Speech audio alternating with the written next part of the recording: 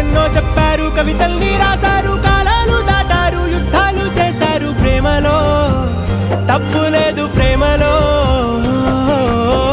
వేల వేల వెన్నెలంత నీదవాలి వెలుగునంత మోయమంటే నేను ఎంత రే.